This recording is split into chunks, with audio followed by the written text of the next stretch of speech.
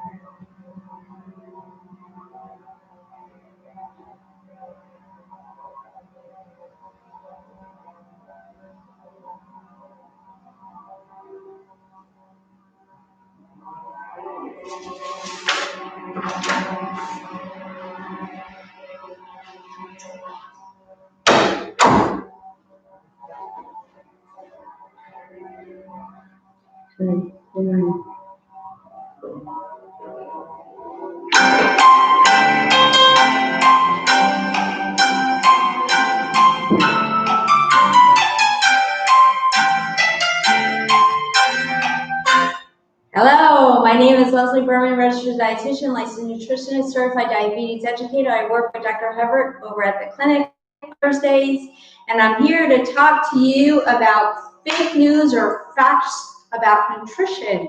So this is some cocktail trivia.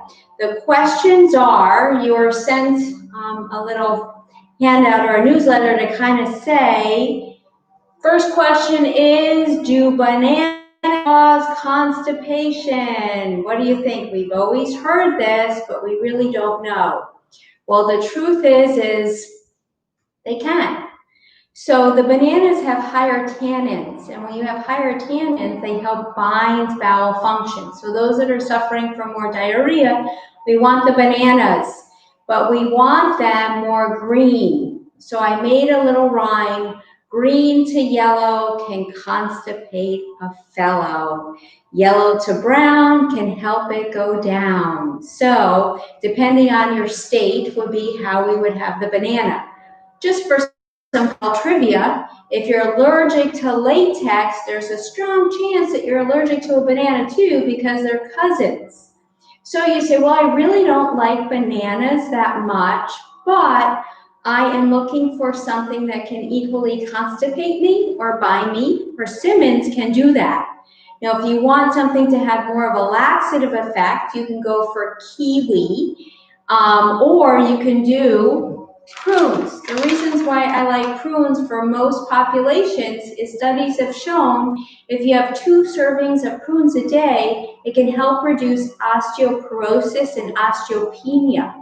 Boron, vitamin K, potassium, insoluble fiber, and sorbitol will really help not only the bowel function, but again, it will help your bones dramatically. So go ahead and consume these babies. 10 to 12 is considered 2 servings. My next question is, does sugar cause hyperactivity? Does sugar make us happier?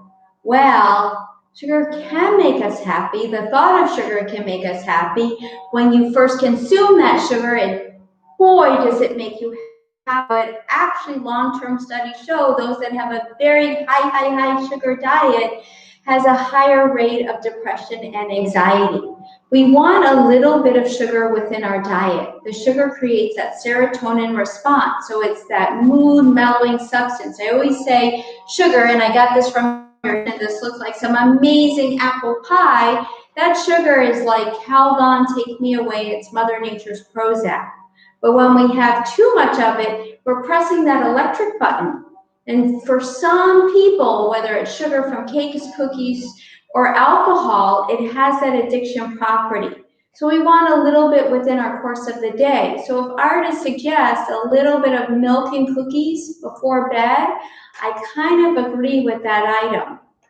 I do not agree with having a no sugar diet. So many of these keto diets, many of these Atkins diets, they do equally raise depression, anxiety from what I just said before, that serotonin effect tends to mood and mellow us.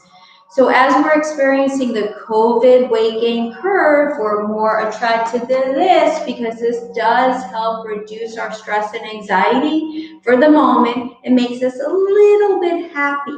Along those same lines, the hyperactivity is a bit of a fallacy. The sugar is the quickest thing that we can get into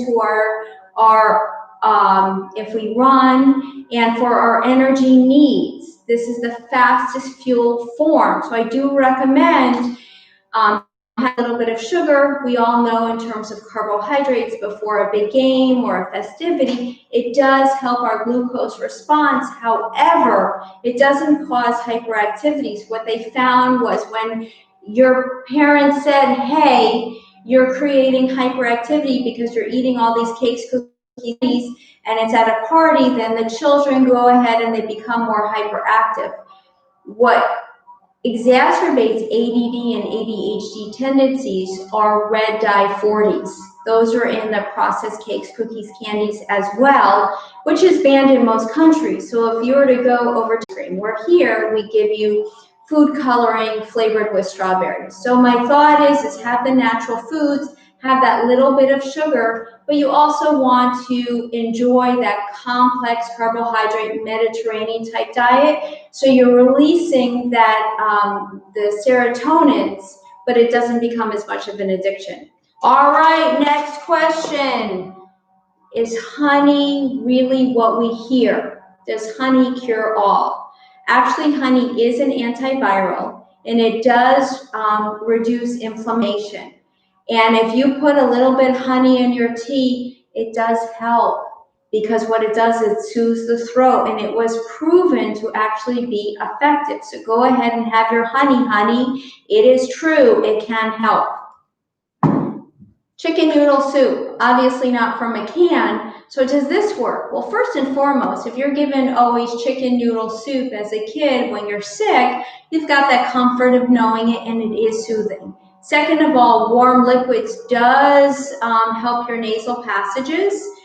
And the chemical ingredients in a general chicken noodle soup, you've got high turkey, which has carnosine, which can actually reduce that inflammation. You've got, obviously, your carrots have the high beta carotene, a little bit of salt that can give you a pick-me-up, and you've got calories, and these do have your antioxidants. So I would also vote yes to this. There was a patient here today that had low blood pressure. And so for some, we're always having to watch our blood pressure.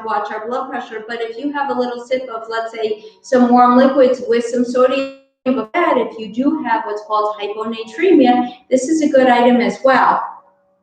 Now, the big question is cranberries. Have some cranberry juice to reduce what? UTIs. Does this work? Does this not work? What do you think? Well, the thought of it is, but you'd have to have hundreds of gallons of this to get the extract in the cranberry that reduces the UTI.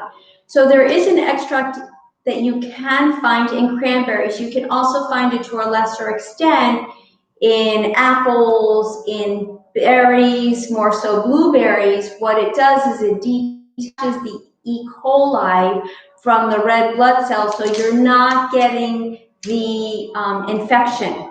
But what we need is a much more concentrated form. So if you were to have that cranberry extract, just the cranberries without the water or the extra juice, it can possibly help to help reduce the effects or minimize the chances of you getting it. There is a vitamin over the counter. It's called D-mannose. And the cranberries and the berries have a high amounts of that, and that's what's thought to help prevent the UTI. So if you buy the prescription of D-mannose, and if you do have frequent UTIs, the thought is it can help prevent that. So out of all of these, there's some good and some bad. But what we do know is a placebo effect is 40%. So a vitamin C, does it work? Not so much. Does echinacea work? Not so much. Does zinc work? Well, there were some pretty good studies that show that zinc does work for your colds. It reduces the amount of time that you are getting it. But then they did the study further and they said the ones that knew they were taking the zinc ended up miraculously having less symptoms as long. So again, it's also about here. So to kind of wrap this up, the overall general antioxidants, vitamin, minerals will help reduce infection, will help reduce diseases in itself. But what we do need is we need the food items from the ground. It's much better to do that than take the pill when possible.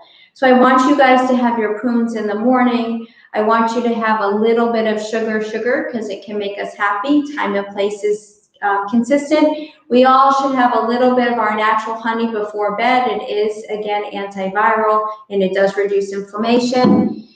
I don't know about Progresso, but Mother's chicken noodle soup, that's kind of what works the best. And as far as our cranberries, we want to go for a little bit of the concentrated version. So to wrap it up, I would say overall, if you think it works, it's going to work for you. Thanks. Bye.